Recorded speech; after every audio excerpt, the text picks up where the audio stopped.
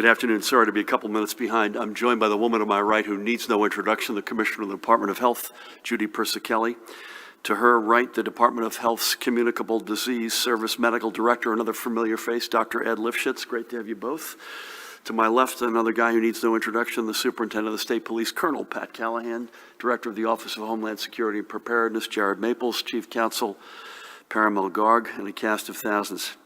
Let's start with another milestone that we have passed in our vaccination efforts, as we have now exceeded 2 million doses administered, 2,039,427. I think that's as of 10 o'clock this morning. Does that sound right, Judy? This includes nearly 1.35 million first doses and more than 690,000 second doses. You may or may not recall, but we surpassed 1 million doses on February 8th. Our first shot in the arm, Judy, we were at University Hospital together, was December 15. So by my count, it took 55 days to get to the first million and only 20 to get to the second million as we got there yesterday. And with both the FDA's and the CDC's Advisory Committee on Immunization Practices approvals of Johnson & Johnson's emergency use authorization application, this one-shot vaccine is now ready for us. And with it, we will make our numbers grow. As I announced last week, we're anticipating roughly 70,000 doses, as of last night at least, it was 73,600, of the Johnson & Johnson vaccine to be delivered to us this week. Likely, I believe, Judy, mid to late week is the current sense. We do not, and this is an important point, we do not have any clarity on what the next couple of weeks may look like in terms of J&J supplies. As we know, J&J is currently ramping up production. We are being as conservative as possible and not calculating for anything else beyond this initial 70,000 plus dose haul until we are told otherwise. So we're going to do all that we can to make sure our distribution and administration of these doses is strategic and well planned. And that's something that Judy and her extraordinary team, with Deputy Commissioner for Public Health Services, Dr. David Adenaro, COVID-19 Response Medical Advisor, Dr. Eddie Bresnitz, Ed Lifshitz, Tina Tan, and the rest of the team are currently working on. To this and more broadly, we continue to work to ensure equitable and inclusive vaccine access. We are working closely with churches and other trusted community organizations in our Black and brown communities, and we are also working in a coordinated manner with the Department of Health, obviously, and various partners in a variety of ways to ensure we have the best intelligence from these communities to educate our outreach efforts. And to that extent, Judy, there's a great partnership we haven't spoken enough about between DOH, our front office, and the New Jersey Pandemic Relief Fund.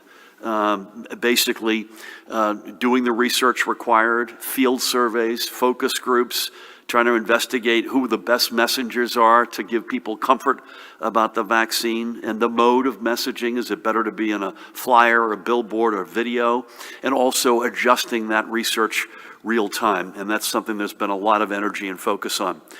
Additionally, and this is additional to the numbers up top, we have learned that CVS and Rite Aid will be allocated 22,500 doses from Johnson & Johnson through the Federal Retail Pharmacy Program.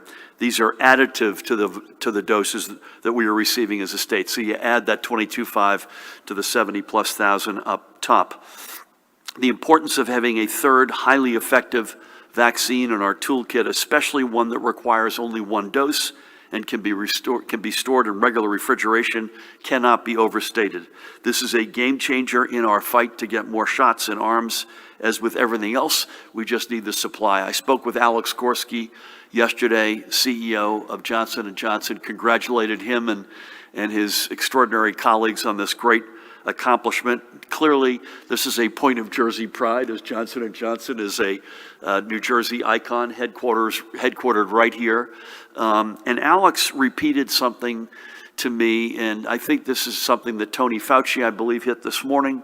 The Johnson & Johnson vaccine, and Ed and Judy will correct me if they see this differently, while the numbers on the surface may not be quite as high as Moderna and Pfizer, he reminded me that they tested this, the field work was done in the teeth of the South American surge including variants, including in Brazil as well as in South Africa. So this was a global trial. So that's number one. And number two, especially, guys, against hospitalization and fatality, this is extremely efficacious. So this is our third really potent weapon at our disposal. So additionally today, I am proud to announce that effective on both March 15th and March 29th, in 2 tranches, we are expanding the ranks of those eligible to receive their vaccinations. Let's start with March 15th. This expansion will include our pre-K through 12 educators and support staff, who are all, in one form or another, educators, child care workers in licensed and registered settings, Motor Vehicles Commission, NJ Transit, and other transportation workers, all public safety personnel who have not already been made eligible, such as, I'll give you an example, probation officers, and members of our tribal communities. Beginning on March 15th, we will also be expanding to make persons experiencing homelessness eligible, as well as those currently living in a homeless shelter or a domestic violence shelter. We also know that our farms, especially in South Jersey, will soon be welcoming the migrant farm workers who are important to their operations, and as those individuals arrive in state from March 15th onward, they too will be eligible for vaccination.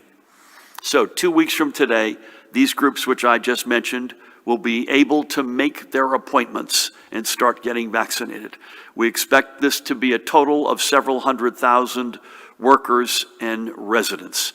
What is being constructed between now and the 15th, although we have not, Judy and team and the rest of us have not waited on this, but the exact how and when, or how and where rather, and in some cases when, is going to be worked out. For instance, as it pertains to educators specifically, we will work obviously with Judy's team, the Department of Education, our partners at NJEA, school leaders, local education stakeholders, and our sites on means of ensuring full access without interrupting the school day.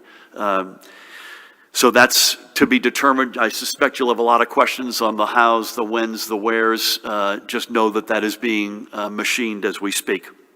And then 2 weeks later, on March 29th, we will open eligibility for frontline essential workers in the restaurant, food processing and distribution industries, grocery personnel, warehouse workers, and I believe it's in that category we will include longshoremen and women, remaining elder care workers, hospitality workers, elections workers, clergy, postal, and other shipping workers, and judicial system employees. This number, I said several 100,000 in the March 15th tranche. This is, I think, going to end up being slightly larger. But remember, when you're trying to calculate numbers, please remember that there are thousands of residents within every one of these groups and the March 15th group who have already been eligible, either because of their age or their chronic medical conditions, or given the examples of school nurses or NJ Transit medical personnel were previously qualified to get a vaccine. And we are certain that there are many of these folks who have already been vaccinated. So to put it this way, if you're 40 years old and you've got diabetes and you work either in one of these in industry groups or in the groups that are going live on March 15th, you've been eligible for some time, Judy. I can't remember as of when, but it's now many weeks, if not a couple of months back on that. Given the expectations of increased weekly shipments of vaccines as the month progresses, and especially as we head into April, we are confident in announcing this broadening of eligibilities now so that those who fall into these categories can know when they can step up to the plate. And additionally, for all residents who are 75 and over, we're giving a little bit of an extra push here. We are both actively conducting outreach over the phone and scheduling appointments for these residents to ensure greater direct access and increasing allocations to Megasites specifically for these seniors, among other actions. We know that residents in this age group are among our most vulnerable residents. Remember, a lot of states did this in steps. We went right down to 65 because, as Judy and Ed know better than anyone, 80% of our fatalities have been 65 and up. But there's also no question that in the 75 and up group, you're going to have even less internet facility or access. You're not going to be able to be on your phone morning, noon, and night trying to get that appointment. We need a little bit of an extra push here, and that's what we're going to do. I want to give a few shout outs, beginning with Judy, Ed, and their team, who have worked tirelessly now for well over a year. And again, this Thursday, we marked the first anniversary of case number 1, but they were at it well before then. Our federal delegation has also been really, really helpful to us. We had Frank Pallone here last week, but I want to give in particular Mikey Sherrill, Josh Gottheimer, Tom Malinowski shout outs for their help, especially across the state, but especially in their districts. A particular shout out to Senate President Steve Sweeney and Assembly Speaker Craig Coughlin, Assembly Majority Leader Lou Greenwald, who have been strong advocates for our educators. I want to give them not just a shout out for that, but I also had the Senate President and I were sitting together last week. He has been not only on that, but also has been a terrific partner in looking ways to do what I just said a minute ago, help the 75 plus population. Explicitly, we've been in good conversations with the Senate President and the Gloucester Megasite about trying to find ways to creatively deal with both the 75 and up crowd and potentially with educators as well. So for that, I say thank you. Across the state, we have, as we've been saying, just about 300 vaccination sites open and serving residents dependent upon their vaccine inventories. As we start receiving a steady supply of vaccines from Johnson & Johnson, as the increased manufacturing promised by Pfizer and Moderna add to our weekly inventories, we will not only be able to ensure these 300 sites can gear up from their own operations, but we'll be able to distribute to even more sites, whether they be doctors' offices, neighborhood pharmacies, healthcare clinics, and the like. Judy, I think you said you had 1,800 or 1,900 pre-approved sites. So we've got a lot more distribution muscle at our disposal once we have the supply that can match that muscle. For the moment, we're going to keep working within the framework that we have in place, with our 6 vaccine megasites leading the way in administering thousands of doses per day. Now, a note on each of the megasites. Each megasite is properly stocked daily to administer to every person who has an appointment for that day. There is absolutely no reason for folks, say, with an appointment at 2 o'clock to fear that a megasite is going to run out before their appointment. There is no need for anyone to be arriving at a megasite hours before their appointment and waiting online. We ask everyone, if you could please arrive 15 minutes prior to your appointed time. The megasite you are scheduled at is not going to give out the dose that is earmarked for you before the time you arrive. Simply put, if you have an appointment, you have a vaccine. And on the flip side, there are no walk-up vaccinations at our megasites. You have to have an appointment. So again, please do not arrive at our megasites hours early. Please arrive 15 minutes before your appointment. There is no need for you to wait online for fear that you won't get vaccinated. You will. Now, as I mentioned, our pre-K through 12 educators will be eligible for their vaccination starting March 15th. That's assuming that you're not already eligible, either due to your age or to a chronic medical condition. This eligibility corresponds with more and more of our educational communities transitioning from all remote learning to either all in-person or hybrid models that have students and educators back not already eligible for fear that you won't get vaccinated. You will. Now, as I mentioned, our pre-K through 12 educators will be eligible for their vaccination starting March 15th. That's assuming that you're not already eligible, either due to your age or to a chronic medical condition. This eligibility corresponds with more and more of our educational communities transitioning from all remote learning to either all in-person or hybrid models that have students and educators back in their school buildings throughout the week. As of this morning, of the 811 public school districts, charter schools, Renaissance schools, and schools for students with disabilities, Again, in total, that's what the state's stewardship is. 110 of those are currently open for all in-person instruction, and 533 for hybrid instruction. These numbers are both up since from the last time we gave a full report 3 weeks ago, I think at this point by 15 and 42 respectively. This also equates to roughly 74,000 students learning full-time in their classrooms and more than 760,000 being served on a hybrid schedule. The number remaining all remote is currently 142, and that had dropped 48 over the past 3 weeks, meaning that 447,000 students remain all remote. And 27 local education agencies are using a mix of options across their building, and that is down 8. And that covers, by the way, about 72,000 students in total. If you make, just stopping here for a second, so if you add up all of that, what percentage of our kids are either full-on in-person, in hybrid, or in a combination, and I'm making a modest amount of assumptions there, about 2/3. Some of our biggest districts are all remote. There's no question about that. And by the way, the remote districts include districts that are not just sort of we're remote until X date, but also districts or schools where there may have been an outbreak last week. And based on the protocols, they have gone remote, say, for a 2-week period. So it is inclusive of both of those in there. As we continue to work towards seeing all of our students back in their schools, ensuring full access to the vaccine for their educators is a big step to take. It's not the magic wand, it's not the only step, but it is a big one. With that, let's turn to our overnight numbers.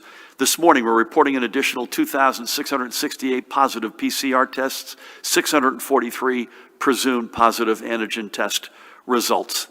And again, as I mentioned, Thursday marks the first anniversary of our first confirmed case. The positivity for all 44,835 PCR tests recorded on Thursday was 6.44%. Judy, if you take out weekends, literally the past 4 days, 6.53%, 6.38, 6.63, 6.44% positivities. Those are all from weekdays. Again, we've seen now for the past month or two, it's on the Saturdays, the Sundays, the holidays, where you have fewer tests, higher positivity. Again, I think it's our assumption is that you're getting tested on those days for a reason. Either you're not feeling well or you got exposed. Current rate of transmission is up to 0.94. You want to see that stay under 1 and preferably be going down. The number in our hospitals crossed a good milestone over the weekend, and today the number of residents reported hospitalized is 1,865, with 1,729 of them known COVID positive. 387 folks in our ICUs, 226 ventilators in use. But let me say this, at least I showed 3 hospitals that didn't report. I looked at the last day they did report, they had 40 COVID in total. I think you probably have the same numbers. So Judy, if you take that 1,865, even if you added the 40, you're at 1,905. The point being, we're under 2,000, and please God, knocking on wood, heading in the right direction. On Sunday, 178 live patients left, 203 were admitted, and there were, again, this is at the risk of comparing apples and oranges because these are not confirmed. Hospitals reported 26 losses of lives. However, we can report with the heaviest of hearts another confirmed 21 losses of life from our extraordinary New Jersey family. That brings the total confirmed losses to 20,942. The probable number of losses of life still stays at 2,331. Unfathomable. Let's take a few minutes now, as we always do, to remember 3 of those we've lost. We're going to start by honoring this guy, the life of Thomas Costello of the Whiting area of Manchester Township in Ocean County. He had previously called Jersey City and Toms River, though some of his family and friends, including his son Tom, who is 12 feet to my left, would argue that Disney World could have also been counted as one of his residences, given the number of trips that he had taken there. Tom was 83 and had spent a career selling cars for multiple dealerships and retired just 10 years ago. He was a renowned storyteller, always ready with an aside from one of the many adventures he had taken with family and friends, especially with his late wife Betty, with whom he enjoyed numerous European trips over their 49 years of marriage. Tom lost Betty in 2009. He is survived by his 3 children, and I can't say this terribly often, and I mean this. Tom Costello is right in front of me. Tom, God bless you and your siblings and your dad. He was a great guy. Judy and James and their families, including his 6 grandchildren, Stephen, Andrew, Joey, Ryan, Addison, and Grayson. He also leaves behind countless nieces and nephews and just as many old friends. Tom and I spoke on Friday, and in addition to Disney and the adventures, you all have Irish cousins, and I think you said your last trip with your dad there was a couple of years ago, and he said at the time it could have been his last, and it turned out it was, sadly. And you also wanted me to say that he was a champion skeet shooter. I don't think we've honored anybody in these almost a year who's a champion skeet shooter. So for all those reasons, God bless your dad. May God bless Tom, his family, and we thank him for a lifetime of dedication to the great state of New Jersey. Today, we also remember the artist, educator, and designer Hugo Morales, who had called Union his home for many years, as if I had to tell you who's an artist. Look at that picture, wow. A native of Ecuador, Hugo came with his family to the United States as a boy and was raised in Union City. For the past 35 years, art was Hugo's calling, and he was a noted leader in the Nuevo Latino art movement. Roughly 30 of those years were centered at New Jersey City University, where he had studied, by the way, when it was still called Jersey City State College, and where he ultimately taught. Hugo also committed to assisting thousands of underprivileged and minority students, whether it be with grants or with their education. He was a founder of the Festival de los Andes, a celebration for many of New Jersey's South American communities, and he received commendations from the State Senate, Hudson County, Union City, Ecuadorian American Chamber of Commerce for his efforts, and was a recipient of the Equinox Gold Medal from La Casa de la Cultura Ecuatoriana. He leaves behind his wife, Marcela Morales, his mother, Barbara Barragan, his sister and brother, Maritza and Gino, and I had the great honor of speaking with Gino on Friday, and his niece, Amanda, and nephews, Giovanni and Chris. Hugo was just 60 years old, but his legacy will live on through his art. We are honored that Hugo's family chose to raise him in the great state of New Jersey, and we are grateful for his contributions. May God bless and watch over him. And finally today, we celebrate this woman, Patricia Golombeski, who passed away just a week ago yesterday, at the age of 77. An Elizabeth native, Patricia was a graduate of Plainfield High, and a year after graduation, she married her husband, Thomas. They'd be together until his passing in 2010 and moved to Toms River to raise their family.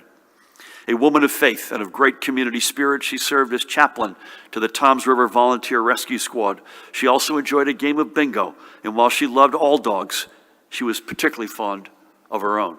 Who isn't, I might add. Patricia is survived by her daughters, Christine and Barbara, and the 4 grandchildren she doted on, Alyssa, Ashley, Thomas, and Cole, and she also leaves behind her brother, Arthur. I had the great honor of speaking with Alyssa on Friday. She told me great stories about her grandmother, and she noted that they are a family of EMTs. Alyssa, her sister Ashley, and her mother Christine are all EMTs, and they have worked throughout this entire pandemic. So God bless them all, and may especially God bless Patricia and watch over her soul and her family. 3 more of the blessed souls we've lost, and in their memories, and for those who they have left behind, we will continue the fight to defeat this virus. Let's switch gears for a minute and acknowledge another of the small businesses who have partnered with the New Jersey Economic Development Authority to keep their doors open to their customers throughout this pandemic. Judy knows this one. We are highlighting a true gem of the Jersey Shore, Bay Head's Grand Grenville, the Grenville Hotel, a model of Victorian architecture, which this year marks its 131st birthday. Someone told me I should make a joke for you, or at least a joke, but I will not. That's Harry and Maureen Topaldos, who are the current owners and minders of this historic landmark. And when the onset of the pandemic put its future in question, even more so than after Hurricane Sandy, if you can believe that, they looked to the EDA as a partner to ensure it could remain open. The EDA answered in a big way, providing Harry and Maureen with the direct grants and loans they needed to keep the Grenville going by. going by covering their payroll and other expenses, and they've also been participating in the EDA's PPE discount purchasing program, saving additional money on the resources needed to keep their staff and visitors safe. I had a great chat with Harry on Friday, who told me, among other things, that his real name is Aristotle. So next time you're there, it's Aristotle Topaldus. And I know how grateful he and Maureen are that the EDA was there when they needed them. The Grenville, as I said, is a Jersey Shore gem. And I can't wait to stop by and see Harry, Maureen, and their team. By the way, check them out, thegrenville.com, or check them out at 345 Main Avenue in Bay Head. Now, one last thing before I hand things off to Judy, and this is way cool. This is Trenton's kneeling there. Athing Mo. She is just 18 years old. And on Saturday, racing for Texas A&M at the SEC Indoor Track Championships, the freshman phenom set both the American Women's Collegiate Indoor and under-20 world records in the 800 meters, clocking a blistering, not as fast as you, Pat, but a blistering 1:58.40. In fact, she broke both of those records by more than 2 seconds. Athing has been setting track records since she was 8 years old, running in Trenton. Her love of running and her speed were nurtured at the Trenton Track Club by coaches Bernice Mitchell and Al Jennings. Last spring, she was one of the nation's most highly sought-after recruits. And remember, Athing is only a freshman. I think we're going to be seeing her on a lot of podiums in the years to come. Athing, from your New Jersey family, we are so proud of you. God bless you. Congratulations on an amazing performance. And with that, please help me welcome the woman who needs no introduction, the Commissioner of the Department of Health, Judy Persichilli. Thank you, Governor, and good afternoon. Well, yesterday, the CDC's Advisory Committee on Immunization Practices, ACIP, voted to recommend the Johnson & Johnson vaccine for individuals 18 years of age and older. The approval of this vaccine means we now have 3 safe and effective vaccines to protect residents from COVID-19. Adding this vaccine to our toolbox means more people can get vaccinated, which increases the overall population protected from severe illness, hospitalization, and death. The efficacy of this vaccine against hospitalization was 93%. The efficacy against severe illness remained high across all world regions, suggesting protection against severe illness with variant strains. And there was similar efficacy across age, sex, race, and ethnicity categories, and those with underlying conditions. As we have discussed before, the J&J vaccine has some logistical benefits. This vaccine does not need to be kept in a freezer and can be stored at refrigerator temperatures, so it's easy to transport and store. It is also a single dose, which can reduce the need for any time off or travel for individuals, increasing the convenience of administration. Having different types of vaccines available for use, especially ones with different dosing recommendations and storage and handling requirements, can offer more options and flexibility for the public and vaccine providers. All the vaccines that are currently available were studied in different trials among different people and different timelines. They were not studied in a head-to-head comparison or trial. Therefore, they should not be compared to each other. All are effective in preventing severe illness, hospitalizations, and death. The J&J, Moderna, and Pfizer vaccines are all safe, effective options, and people should take the vaccine that is available to them. We are expecting J&J doses likely to be delivered Wednesday of this week, and with this additional vaccine, we now have the opportunity to vaccinate more individuals than ever before. As the governor described, we will be opening eligibility for additional groups of high-risk individuals and frontline essential workers beginning March 15th and again a few weeks later. These groups, such as individuals who experience homelessness, educators, public transportation workers, are also high risk of exposure and will soon have an opportunity to make an appointment. However, and although we must remain patient, despite the additional vaccine coming to the state, We are still in a time of scarce vaccine supply. So not everyone will be able to book an appointment immediately upon becoming categorically eligible. As we continue to move forward, equity will still be in front of our minds. We will continue to provide avenues for communities at a significant disadvantage in accessing the vaccine, primarily our communities of color and residents over the age of 75. For those who have received the Pfizer or Moderna vaccine, the public is doing a great job returning for your second shot. 88%, so far, 88% have returned for their second shot to finish their dosing regimen. We want everyone to ensure they receive their second dose in order to get the best protection against COVID-19. It is not known how effective just one dose of the vaccine would be long-term, or how long you would be protected against COVID-19 with just one dose of the vaccine. So moving on to my daily report, as the governor shared, about 1,900 hospitalizations of COVID-19 positive patients and PUIs, with 387 individuals in critical care. And 58% of those critical care patients are on ventilators. That number has decreased significantly. Thankfully, there are no new reports of multisystem inflammatory syndrome in children. There are 105 cumulative cases in the state.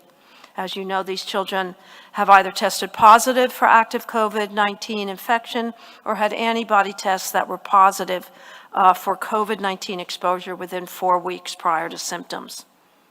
There are no new confirmed cases of the B.1.1.7 variant.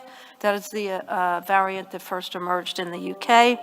There are 63 total reports of this variant in the state at this point in time. The governor reviewed the new cases and deaths.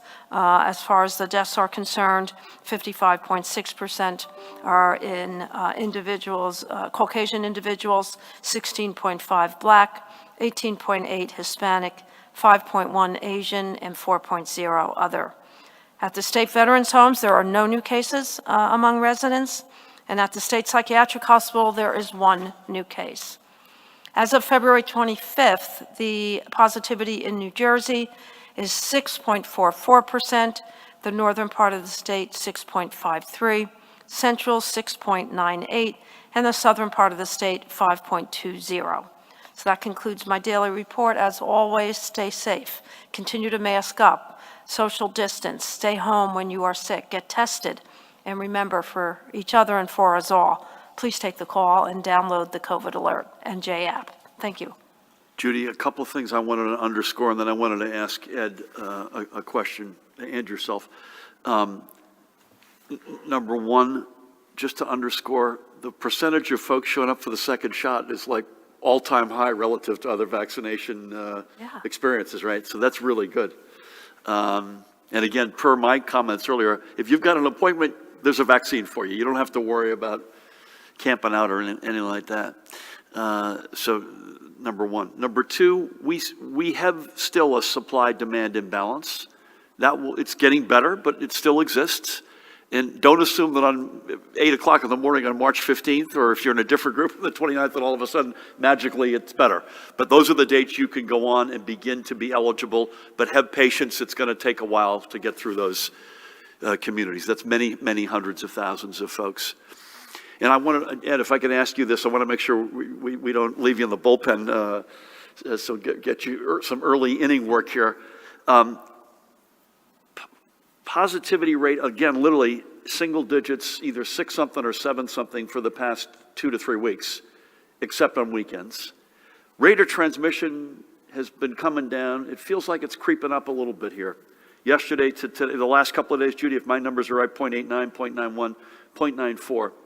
Now that's a 7-day rolling look back, and I assume that's part of the reason, but any color as to how you could have the positivity rates getting into a very good place relative to where we were a month ago, and rate of transmission starting to creep in the wrong direction. Sure, and I would start by saying some of what you said, which is, we're looking at a very short period of time here, and things change rapidly. I would say that overall, we're looking about where we were looking at the beginning of November, as far as total case counts and positivity and what we're seeing with hospital visits and other things. what had happened was, we had plateaued over the summer, we were relatively flat. When we went into the beginning of October, we began to get a gradual increase, and then we hit the beginning of November, and the increase went up sharper. Then we hit December, we plateaued out, we had a bump after the holidays, and then we began to come back down relatively quickly to where now back to where we began going up sharper back at the beginning of November. So we have seen in the last week some of that level out a little bit. Now, there was a lot of stuff that was going on. There was weather that was out there, there was snow, there was other things. Overall, in the country, there is talk about some plateauing out.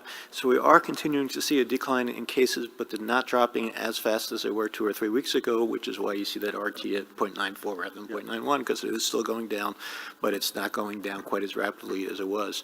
Certainly, we hope that will resume, but we don't know. And I think we mentioned this last week. Our density, the density of our long-term care facilities and residents is in many cases a good thing, not in this case. So we had seen less of a reduction in cases and hospitalizations than other states, although they in many cases were coming from a higher level. And as you rightfully point out, Ed, you're starting to see that plateau around the country. We're still seeing at least hospitalization numbers going down almost every day, and let's please, I'm not going to would that it stays that way. Thank you both. Pat, if it isn't one thing, it's another. So the good news is no snow in the forecast, but we get some unusually high winds coming for the entire state, I believe, over the next 24 hours. And any color on that? Compliance, other matters? Great. That's correct. Thank you, Governor. Good afternoon. I do not have anything to report with regard to compliance. Nothing was reported to the Rock over the weekend. But to your point about the weather, Governor, Gus, I think the whole state is under a wind advisory going into tomorrow. The greatest concern, and I witnessed it this morning over by headquarters, is the tree root systems are just compromised due to all the rain, the melting snow. There's already some large trees down, and it hasn't even been that windy, but gusts up to 55 miles an hour are expected, and that coupled with these root systems, we probably will expect some power outages. So we certainly are in touch with Joe Fiordaliso and BPU to make sure the service providers are ready, and the bucket trucks are already lined up, ready to respond. So just again, as we always caution folks to report it and to don't go near any downed lines because they are fatal.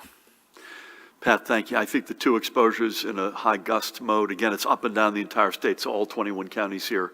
And the bulk of it's coming in later today and tomorrow, I guess, is where the... That's correct. I think the advisory ends between 3 and 6 p.m. tomorrow night, Gov. And it begins when, did you say? Actually, I think it goes into effect tonight. Okay.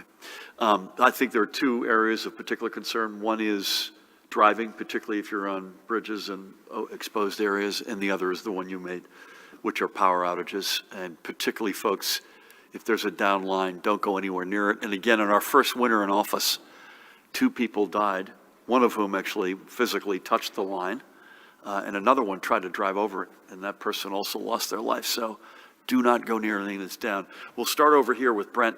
Before we do, just to say we'll be in our regular rhythm, so we'll be virtual tomorrow, and we'll be here live and in person at 1 o'clock on Wednesday, unless you hear otherwise.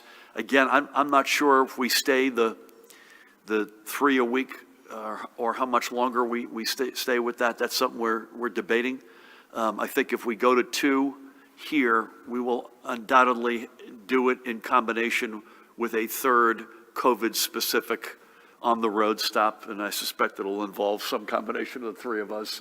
So we'll be speaking to COVID, but not necessarily from this ballroom. So with that, Brent, good afternoon.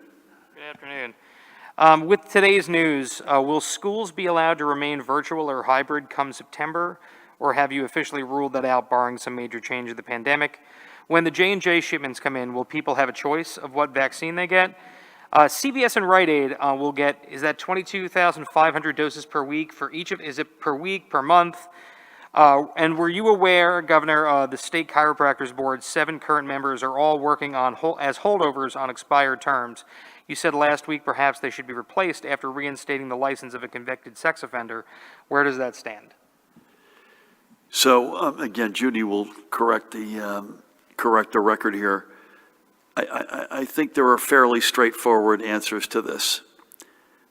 We would fully expect, assuming things go the direction they're going, that we will be in person for school in September. And I will be very surprised and disappointed if we're not. I think we will get there, and we are getting there, at a minimum in a hybrid format, but I hope even more full in person, assuming we can do it safely and responsibly. You can't underestimate the stress this school year. Educators know that more than anybody. Moms and dads know that more than anybody, and our kids do. But I hope we're a lot more in person in this school year before it ends. Judy, if I misstate any of this, the only week that we have visibility on is this week for J&J. Right? They've basically not given any guidance for the next week or the week after. They have said by the end of March, early April, they'll be in a regular rhythm of supply. So, our team went over last night, and this is overwhelmingly Judy's, I think, quite rightful paradigm here. These are going into chain pharmacies beyond the ones that we're already in, so places like Acme and more ShopRites and Wegmans, independent pharmacies in the most vulnerable communities, and there's a big amount of equity. In fact, other than the 22.5, which I'll get to in a minute, equity really defines the J&J. And if I get any of this wrong, please help me out here. Emergency rooms in underserved communities, as I mentioned, independent pharmacies, and a chunk into our counties with the very explicit understanding with the counties, and they've been great, by the way, that homebound, elderly, folks who are disabled, senior, low-income congregant settings, DDD clients, homeless, et cetera. So that's the 70, I think it's a little bit more. I've been using 73,600, but that's the 70,000. The 22,500 is literally this week's. So that's neither of these numbers should you assume that we're getting in a rhythm, because we don't have that knowledge yet. And the 22,500, Brent, unless I'm told otherwise, goes into that same program that CVS and Rite Aid have been. It's just more additive. And I've got nothing new to report on the chiropractor board other than it continues to be reprehensible, and we will take action. I don't have anything to report to you today, but we will not let that stand. Other than the chiropractor board, anything else on the J&J piece? You good with that?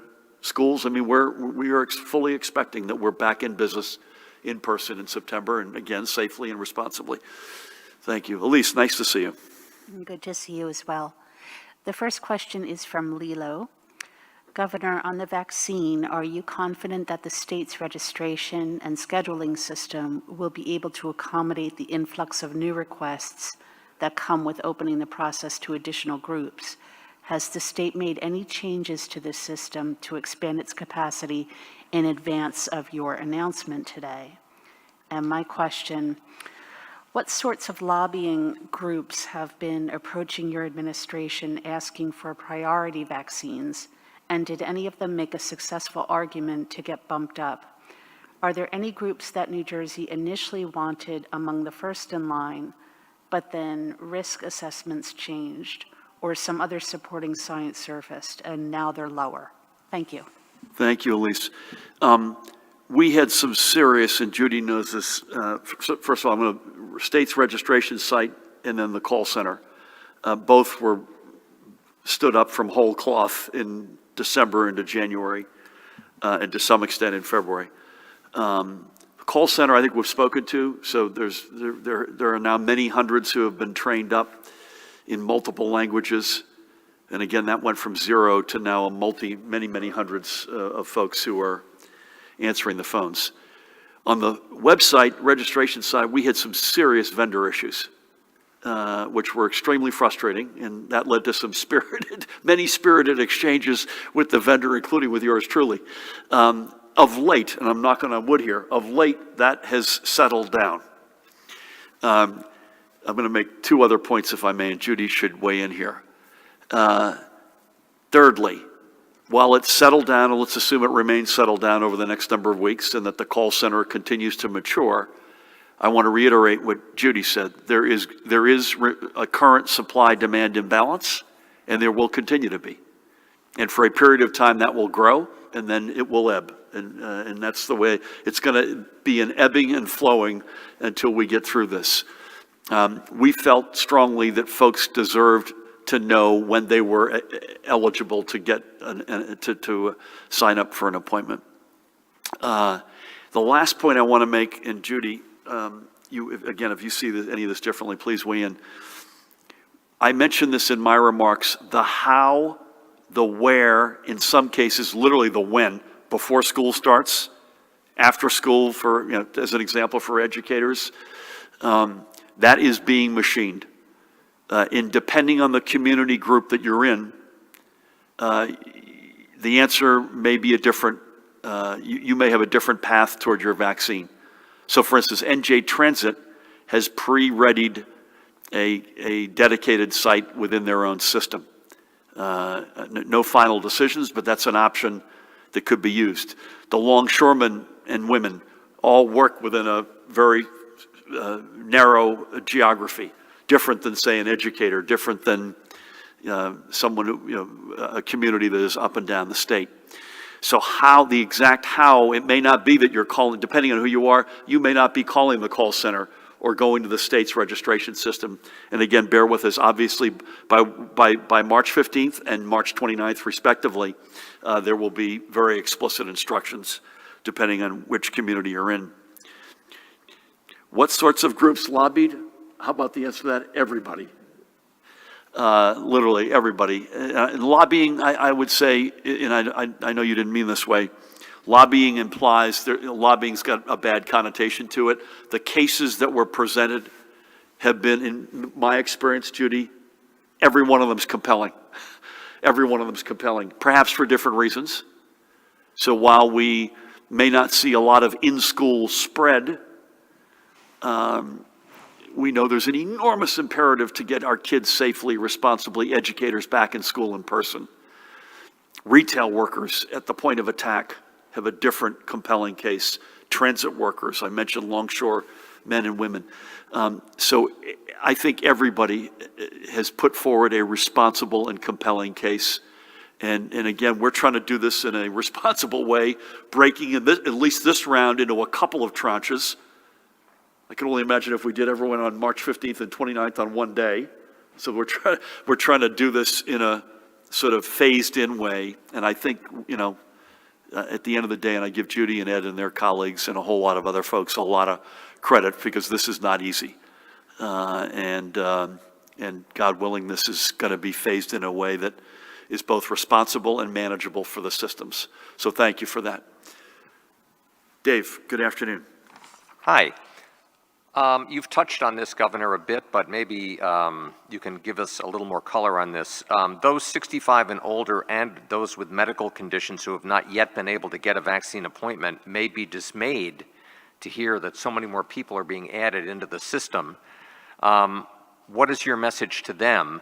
That many of them may be angry. Can you talk a little bit about the expectation of additional vaccine supplies and how much this factored into this decision to allow these additional groups to be put into the mix here? With the announcement that teachers and support staff are eligible for vaccines, there's an expectation. You mentioned that schools will be able to open more of them for in-person learning and not just wait until September. Are you going to push for that, Governor? Because there is some concern about the fact that if there's not any directive given, it may not happen until September. What is your reaction to the NJEA announcement calling for higher ed teachers and support staff to also be included in the new groups that can get a vaccine? And finally, what is your feeling, and also maybe the health folks could weigh in on this, about this idea that we're now essentially in a race between the vaccinations and the variants? Maybe someone can explain the importance of maximizing vaccination as soon as possible so the variants don't have a chance or more of a chance to emerge. And do we still expect to see a positive case increase along with hospitalizations in the coming weeks, even though the vaccination program is being ramped up? And this would obviously be from the variants gaining more of a foothold. Thank you. Thanks, Dave. I'm going to take a shot at some of these. Judy and Ed, please come in. Listen, the folks who are eligible for a vaccine, and I hear both sides of this, by the way, the feedback breaks into two categories. And mercifully, one category is growing and the other one is coming down somewhat. Frustration, because they can't get in because of the supply-demand imbalance. And I would say so far, Judy and Ed, universal praise once they've gone through the process of getting a vaccine. I mean, I can't tell you how many stories you hear. State police, National Guard, healthcare workers, volunteers. I walked up the process, it was like a Swiss watch. You hear that all the time. So again, mercifully, the amount of stories you hear on that side, again, when you're over 2 million shots, you've got a lot of people who are telling that story. And overwhelmingly, I can't promise you every one of them, but it's overwhelmingly a positive experience. But there's no question there's frustration for the folks still trying to get in there. Among other reasons, by giving a 2-week window to this first tranche and a 4-week window to the second tranche, is to try to get as much of that community through the system as possible. And I would just say, please, again, thank you for your patience. You'll get a shot. You'll get both shots if it's Pfizer or Moderna. How much did increased expectation factor in? It certainly factored in.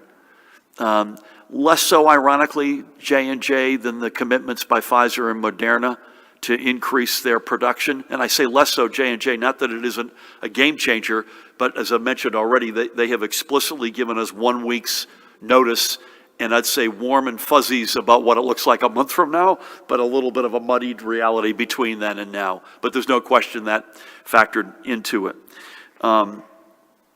Listen, I think as it relates to in-person instruction and with educators and staff now eligible in a couple of weeks, I think this is going to happen naturally.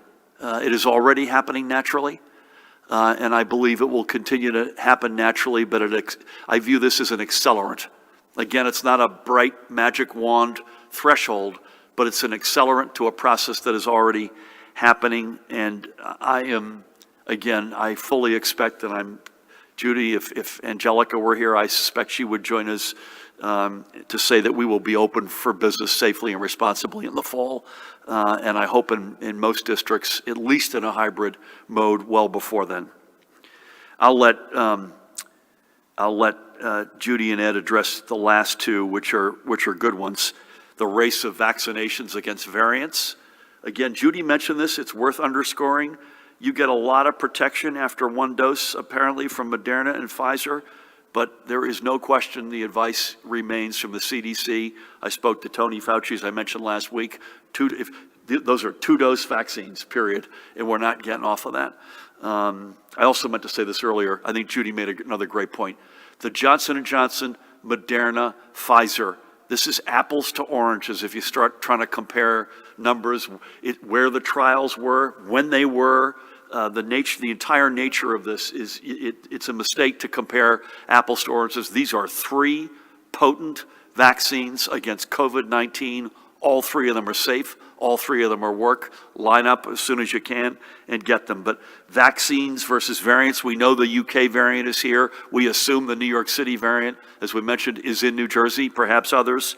And then the other question is that Dave asks, so vaccine versus variants, and secondly, should we expect positive cases and hospitalizations to either increase depending on where you come out on the pace of vaccines versus the spread of the variants, where are positive cases and hospitalizations going? Do you want to jump in, Judy or Ed? Ed, do you want to tackle this? So Ed is up to bat on variants versus vaccines, and Judy will come in on the positive cases and hospitalizations. Okay. And I'm going to take just a little poetic license. Assume that I'm SARS-CoV-2, the virus that causes COVID-19, and that my hands are the S protein, the way that the virus enters and causes infection in cells. And the way that I infect cells is by grabbing onto them with my hands. And of course, it's really not just me. There are billions of me floating around at any given time. And always, with every new one of me that's being created, there are minor changes, minor mutations. My fingers might be changing a little bit, sizes are getting a tiny bit smaller, a tiny bit bigger. It doesn't really matter. Most of the time, I can still grab on and infect. In fact, every now and then a mutation may come along that makes it a whole lot harder for me to do that. I might lose a thumb, and all of a sudden I can't grab, and in which case my particular virus is going to go away, and you're never going to hear about me. But I got these hands that I'm trying to grab onto you. Antibodies, you can think of, whether they're antibodies produced by natural infection or through vaccination as mittens. You know, that what the antibodies are trying to do is they're trying to cover those hands so that the hands cannot now grab on and get in. So what happens is this. We want to vaccinate people, preferably over them getting naturally infected, so that they're producing these mittens so that the antibodies can't grab on and get into them. What is a variant? A variant is one of these viruses that has managed to mutate in such a way that it can still grab on well, maybe even better than the other one, and that maybe something in the hand changed enough that those mittens might not fit quite as well. So maybe my finger got long enough that, yeah, the mitten might kind of squeeze on there, but it doesn't make as tight a fit as it used to. So maybe I might be able to cause some infection. And that's what we're seeing when we talk about efficacy of some of these vaccines against some of these variants. They still do work, they still are as effective, but they're not quite as effective as they are against the normal strains because they don't quite fit, don't make that quite snug fit as well as they do. So why do we want people to get vaccinated in a hurry? Well, there are basically two reasons that are going on. The more people who are infected, who have SARS-CoV-2, that virus running around in their body at any given time, they're all reproducing their virus furiously, and there's always the chance that any one of those viruses can come out and be a new variant, one that we haven't even heard of yet, that might be able to grab onto you, and those mittens aren't going to fit at all, and the vaccine might not work. So that's one thing. And the second thing is that there are fewer people out there, if you've been vaccinated, you are still producing those mittens. They're not working quite as well, but they're still working. So I'd rather have everybody in the room have mittens that work most of the time, and maybe one or two people might get infected, whereas if none of them are vaccinated, they're not making mittens at all, and they're all going to get infected. So it's a question about how many people will get infected when they're exposed to variants in the first place. So again, vaccination does two things. It reduces the chance of new mutations or variants coming out in the future, and it lessens the likelihood of any current variants spreading widely through the population. Well done. Judy, anything more on that, and/or what do you expect to see in cases and hospitalizations over the next number of weeks? I think the thing that everybody has to understand is that viruses mutate. They mutate a lot. So there's a lot of variants, and there will be a lot of variants for SARS-CoV-2. But every single one of them is transmitted through the respirations, through respiratory droplets. So again, vaccines, as Ed just explained, will give a level of protection to all of the variants along the way. But more importantly, if you want to decrease cases and hospitalizations, wash your hands frequently, mask up, socially distance. Don't let your guard down. If you're sick, get tested, and isolate and quarantine, and protect yourself and your loved ones. We know right now that flu is at the lowest level it has been in years, I think, years, because people are masking up, they're washing their hands. Respiratory droplet infections can be prevented. So knowing that there's variants, knowing that we're rolling out vaccines, and I do believe we will meet our goal of 70% of individuals vaccinated in 6 months. I believe May, we will have a supply of vaccines for almost everyone. I truly believe that. But in the meantime, if we want cases and hospitalizations to decrease, and as a result, decrease deaths, we have to continue the non-pharmaceutical interventions of masking, washing your hands, socially distancing, and we will, what I guess we say, break the back of this virus. It will take both of those things, not just vaccines, not just non-pharmaceutical interventions, but both. Do we still expect a spike in the coming weeks, though, from the variants possibly? I think we're going to see, I would bet we will see cases creep up a bit, and hospitalizations. I truly believe that. I think our focused vaccination program in communities of color who have been disproportionately impacted, and the over 75 who have also been more vulnerable, will help with that. I've been an amateur observation is, I'll bet you, I'll bet $1 that cases go up as a percentage more than hospitalizations, and I suspect we all hope I'm right, right? Right, so it's more easily transmittable, but not necessarily more lethal. I realize I didn't answer one other question, Dave. You asked so many, I've lost track here. But the one on NJEA and higher ed, I did not see the statement, but we will get to higher ed, and we will get there soon. Not everybody's covered by what we've just announced today. I'm not covered, as an example. We will get to, as Judy said, I've been using May as that time as well. We're now in March, the Ides of March. You get a couple of months from now, we're a whole different ballgame. Mike, is that you? Good afternoon. Good afternoon, Governor. Thank you. How does the number of Johnson & Johnson vaccines that the state is getting this week compare to the number that you're getting from Pfizer and Moderna? Is any of the Johnson & Johnson vaccine manufactured in New Jersey? I know the company is headquartered here. Looking at the COVID-19 vaccination page, you can see that 76% of the administered dosages are being administered. What happens to that other 24%? And finally, Governor, I wasn't sure if you had seen that Governor Cuomo in New York had apologized for saying insensitive things to some of his colleagues. I was curious if you had any reaction to that and if you had talked to him at all about the Tri-State Alliance for COVID. Thank you. So remember what I said back to Brent's question on J&J numbers. We have literally this week, so I think it's 73,600 plus the 22,500. Judy, do you have the total for this week for? Actually, I'll answer a different question while Judy will find that. I actually don't know where they're manufacturing it. Do you know where they're manufacturing?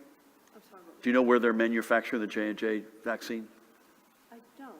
We'll come back to you on that.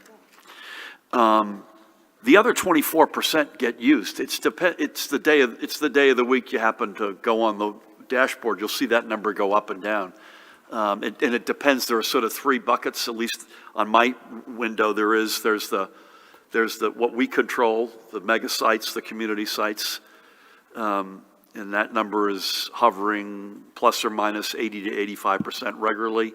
You've got the long-term care program from Walgreens and CVS. That number's come way up. And then you've got the federal pharmacy program. That's the one that's the lowest at the moment. But again, we know Mike's coming in Friday morning at 9 o'clock for his second dose.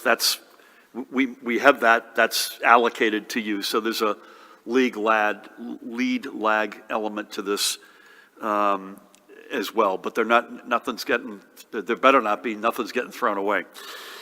Do you have that number by chance? I have a couple updated numbers. First, overall, out of the over 2 million doses that have been delivered, the number of, in the general population, other than long-term care, the percentage of doses that have been administered versus claimed is up to 81%. That additional 20% is, as the governor shared, when they report, we ask everyone to report within 24 to 48 hours of receiving a dose when it's delivered. So there's a little bit of a lag time, but it's up to 81%. And in long-term care, 220,000, almost 221,000 doses have been delivered, and that's 83% of the doses that are ordered. CVS is reporting a little bit over 165,000 doses administered, and Walgreens almost 78,000. Do you happen to know the amount of,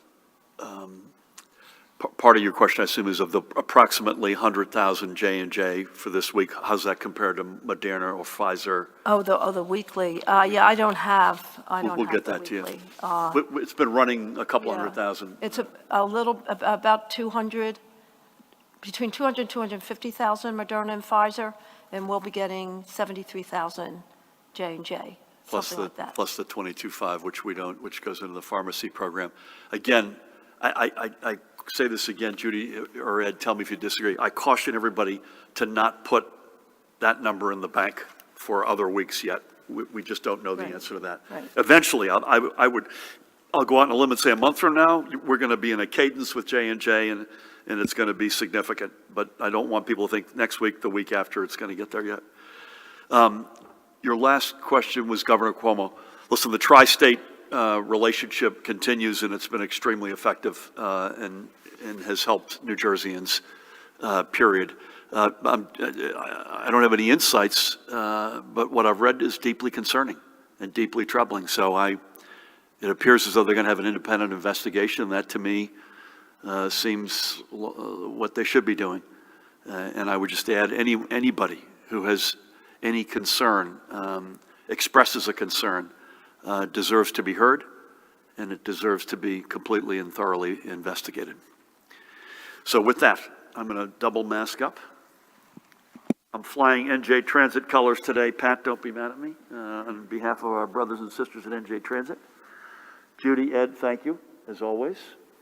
Pat, as always. Jared, Paramel. We have Mahan and Aliana both here. So thank you for your help. Again, we'll be virtual tomorrow, and then back here at 1 o'clock on Wednesday, unless you hear otherwise.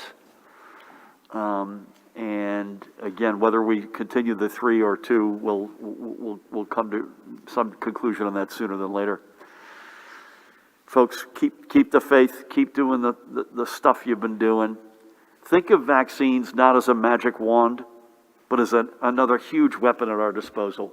The face coverings, the social distancing, washing hands with soap and water, using your common sense, get tested at the appropriate point. All of that stuff still works.